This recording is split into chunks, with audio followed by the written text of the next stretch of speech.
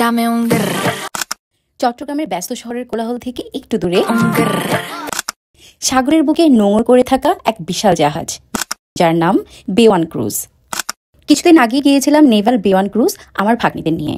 ক্রুজে ঢোকার আগে আমরা নেভালের বিখ্যাত পেঁয়াজও খেয়ে নিলাম, কারণ ভেতরে গেলে এটা আর পাবেন না। কিছুক্ষণ সেখানে টাইম পাস করে আর এই পাপিটার সাথে একটু খেলাধুলা করে আমরা ঢুকে গেলাম বে-1 ক্রুজে। এখানে টিকিটের দাম মাত্র 200 টাকা, আর তাতেই মিলল এক সুন্দর অভিজ্ঞতা।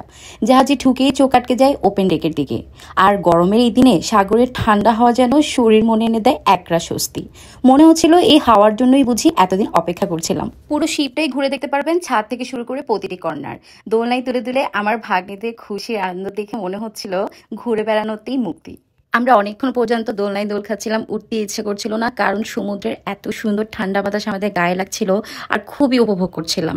অসম্ভব সুন্দর একটা সময় ছিল। এখানে স্ন্যাক্সের কর্নার আছে, বাট এখানে কিন্তু ওরা অতিরিক্ত দাম রাখে, তাই আমরা বাইরে থেকে যেহেতু পেঁয়াজও খেয়ে নিয়েছিলাম, এখানে জাস্ট চা কফি খাচ্ছিলাম। ওদের চাটা কিন্তু খুব ভালো।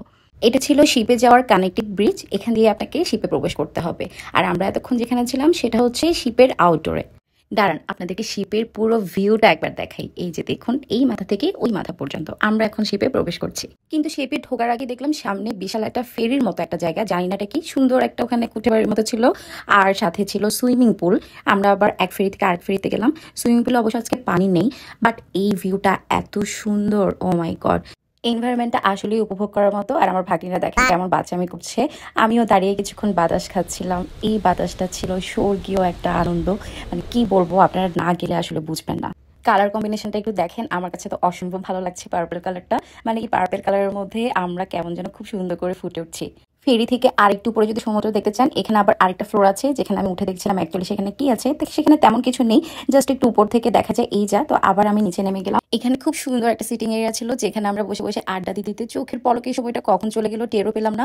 দেখলাম সন্ধে হয়ে আসছে, আমরা কিন্তু এখনো শিপে প্রবেশ করিনি, তাই আমরা এখান থেকে উঠে রওনা দিয়ে দিলাম, কারণ এখানে আসলে এতক্ষণ সময় কাটালে তো হবে না, আর এটা রাত 8টা পর্যন্ত ওপেন থাকে। ফাইনালি আমরা শিপে প্রবেশ করছি। তো শিপের ভেতরটাও কিন্তু অসম্ভব সুন্দর, আর এখানে এসি আছে নাকি নিয়ে আমি আসলে বলতে পারছি না, বাট আমাদের অতটা গরম লাগছিল না।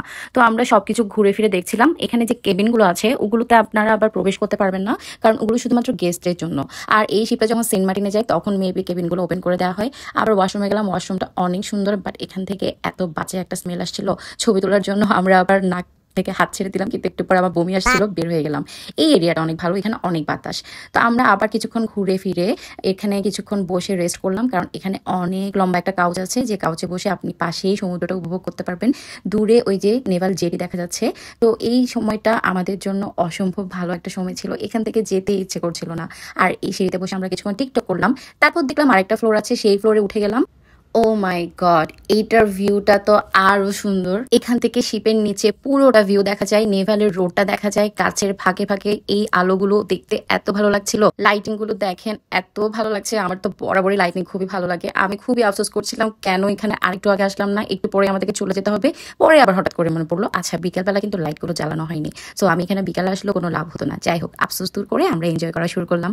এখানে আমরা অনেকগুলো টিকটক করেছি, অনেক ছবি তুলেছি। সবচেয়ে ভালো ছবি আমাদের এখানে এসেছে। আর এরপর আমরা নিচে চলে গেলাম, তখন ওই যে দোলনাগুলো ছিল ওই এরিয়াটাও লাইটিং করা হয়েছে, তখন ওটা দেখতে আরেক ধরনের সুন্দর লাগছিল। পুরো সময়টা যেন চোখের পলকে কেটে গেল। বে-1 ক্রুজ শুধু একটা জাহাজ না, এটা একটা স্মৃতি। আর ভাগ্যদের সাথে কাটানো সময়গুলো আমার জন্য অনেক অমূল্য। যারা এখনো যাননি তাদের বলবো সময় বের করে একদিন ঘুরে আসুন বে-1-এ, কারণ ছোট ছোট মুহূর্তই একদিন সবচেয়ে বড় স্মৃতি হয়ে দাঁড়ায়। ওখান থেকে বের হয়ে আমরা হালিশহরের মিলানো ক্যাফেতে এসে বসলাম। অনেক ক্ষুধা লাগছিল, তো আমাদেরকে মোমো ট্রিট দিল, মানে আমরা ওখানে ডিনার করলাম। আমাদের ডিনারে ছিল পাস্তা, পিৎজা, বার্গার। আর মিলানোর টেস্ট কেমন এটা তো সবাই জানেন, এটা আলাদা করে আর বলে দিতে হবে না। তো এই ছিল আমাদের আজকে সারাটা দিন অসম্ভব সুন্দর একটা সময় কাটিয়েছি, যেটা টোটালি আনপ্ল্যান্ড ছিল। আমাদের কোনো ধারণাই ছিল না আমরা এমন একটা জায়গায় যাবো, এত মজা করবো। তো সবাই ভালো থাকবেন, সুস্থ থাকবেন। আসসালামু আলাইকুম।